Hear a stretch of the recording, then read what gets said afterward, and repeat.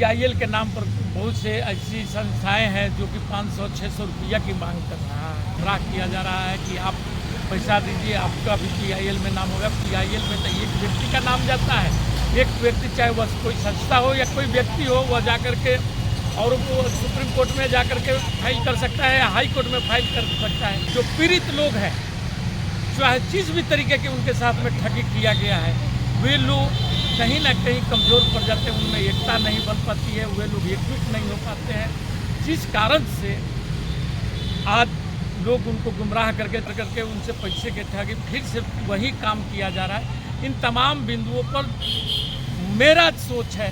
कि जो पीड़ित परिवार है, जो पीड़ित लोग हैं, वे सब एकजुट होकर के और एक निर्णय करने का समय भी अब आ चुका है, क्योंकि चुनाव नज़दीक में है। जो प्रत्याशी खड़े हैं, चाहे जिस भी पार्टी के प्रत्याशी हैं, चाहे भाजपा के हो या कांग्रेस का हो या झारखंड मुक्ति मोर्चा का हो या सपा का हो या राष्ट्रीय जनता दल का हो, तो जो भी प्रत्याशी जिस क्षेत्र में आते हैं वहाँ पर जा कर के उनसे मिले और उनसे ये वादा करावे कि हाँ, आप हमारे यदि आप आते हैं सत्ता में तो आप हमारी क्या मामले को उठाएंगे। या ठगी पीड़ित से जितने लोग हैं उनके पास एक बहुत ही सुनहरा मौका आया है। जो चुनाव की प्रक्रिया 19 तारीख से शुरू हो रही है, जो 1 तारीख तक चलेगी, मतदान का आपका समय है। लेकिन जो लोग इस ढंग की बातें बोलते हैं कि पहले भुगतान फिर मतदान, तो इससे एक अलग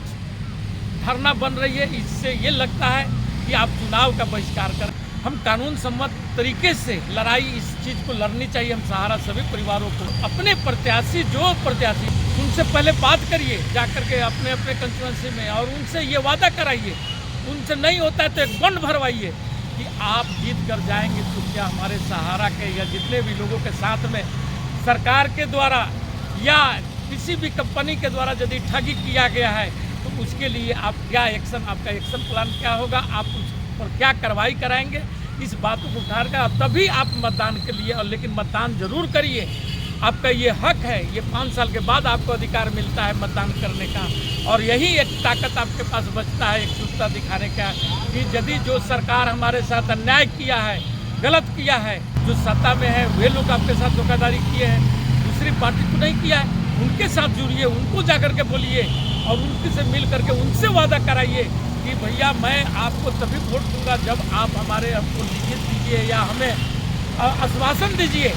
कि हम आपको जाने के बाद, जीत कर जाने के बाद हम आप लोगों को आपके हित की बात करेंगे। आपके ये सहारा का पेमेंट किस ढंग से होगा, कैसे होगा, ज़रूरत पड़ेगा तो कोर्ट में जाने का काम करेंगे। और ये यदि वादा करते हैं तो उनको साथ में ज़रूर जुड़िए और उनको मतदान करिए। हो सकता है कि नई सरकार जो आवे वे आपके लिए कुछ काम करें। दोस्तों, आज आपके सामने सहारा और ईपीएस एम्प्लॉयमेंट पेंशन स्कीम के संबंध में मैं आपसे कुछ बातें करना चाहता हूं, आपके साथ शेयर करना चाहता हूं कि किस ढंग से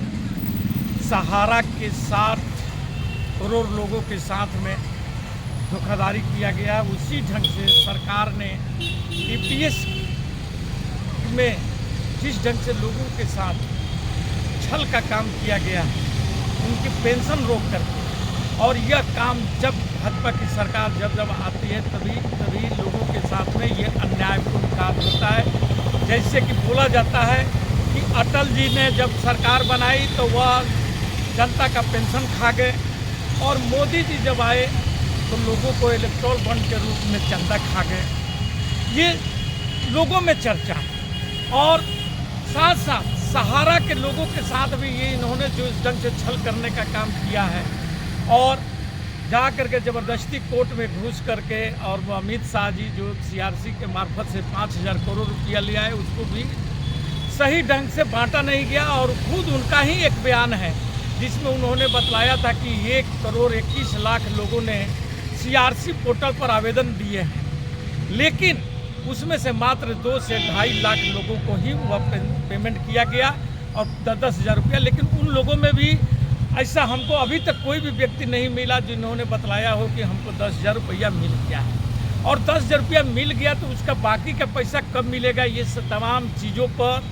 कभी भी सरकार के द्वारा या सीआरसी पोर्टल के जो प्रमुख हैं हमारे अमित शाह जी, उन्होंने कोई बयान नहीं जारी किया।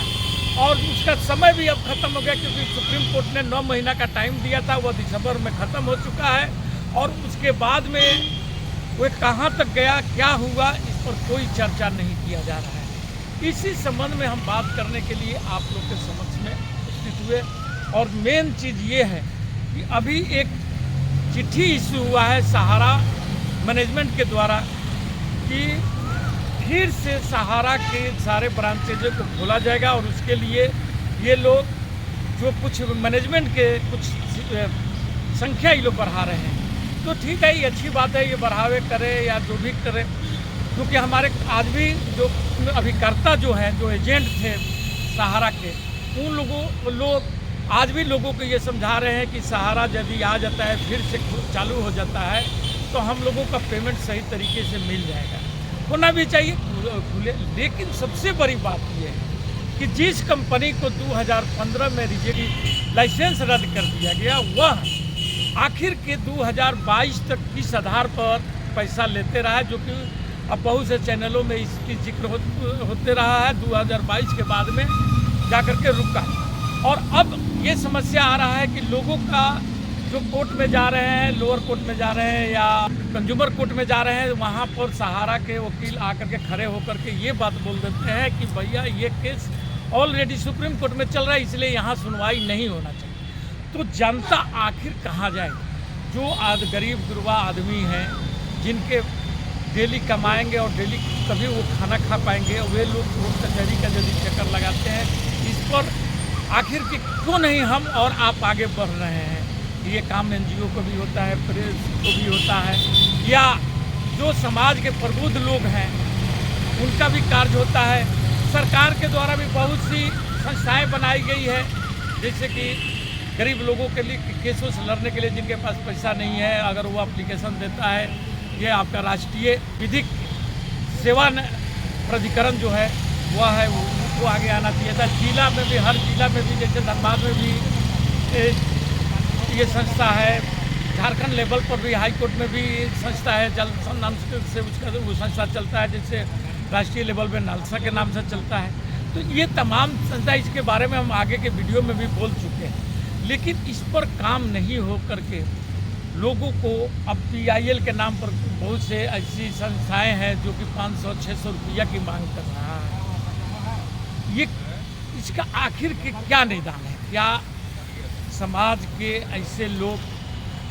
जो सक्षम हैं वे आगे नहीं आकर के लोगों को ये बतलाया जा रहा है, गुमराह किया जा रहा है कि आप पैसा दीजिए, आपका भी PIL में नाम होगा। PIL में तो एक व्यक्ति का नाम जाता है, एक व्यक्ति, चाहे वह कोई संस्था हो या कोई व्यक्ति हो, वह जाकर के और वो सुप्रीम कोर्ट में जाकर के फाइल कर सकता है या हाई कोर्ट में फाइल कर सकता है, वहाँ से भी पैसा प्राप्ति हो सकता है। लेकिन इन तमाम बिंदुओं पर नहीं काज करके, इसका सबसे मुख्य कारण यह है कि जो सहारा से संबंधित लोग हैं, जो पीड़ित लोग हैं, चाहे जिस भी तरीके के उनके साथ में ठगी किया गया है, वे लोग कहीं ना कहीं कमज़ोर पड़ जाते हैं, उनमें एकता नहीं बन पाती है, वे लोग एकजुट नहीं हो पाते हैं, जिस कारण से आज लोग उनको गुमराह करके, चाहे सरकार गुमराह कर रही है या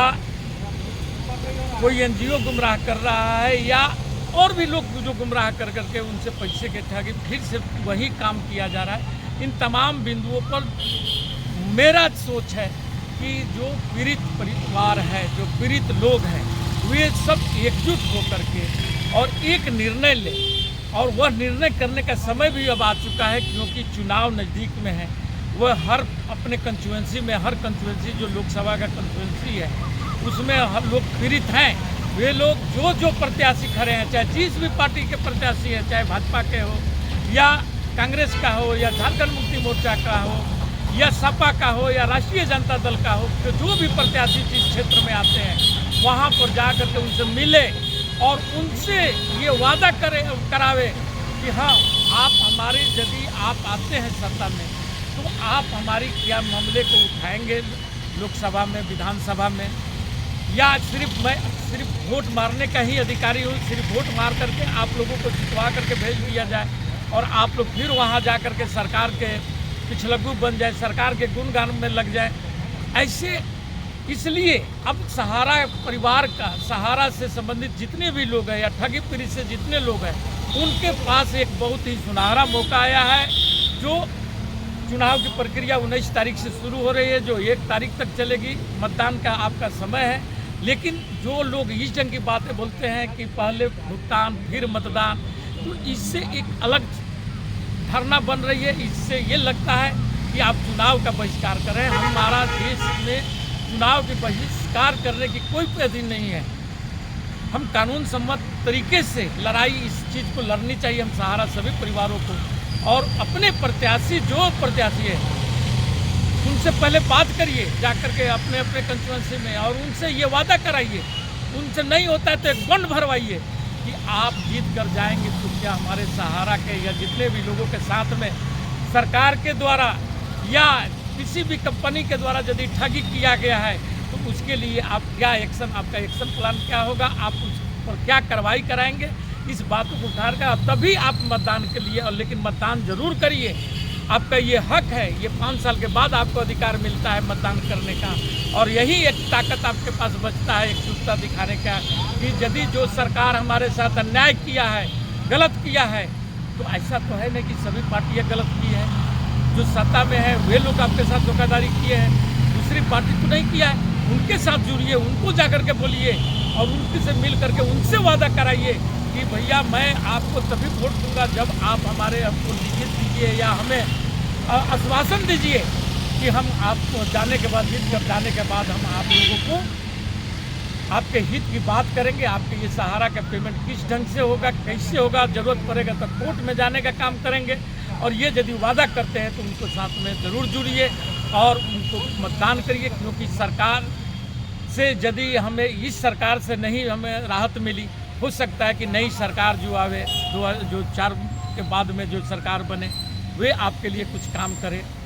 लेकिन आप मतदान अवश्य करिए, और मतदान करने के साथ साथ उस प्रत्याशी से वादा भी आपका कराना जरूरी है, और एकजुटता के साथ वहाँ मतदान करिए। इसी के साथ मैं अपना वक्तव्य समाप्त करता हूँ। जय हिंद, जय भारत।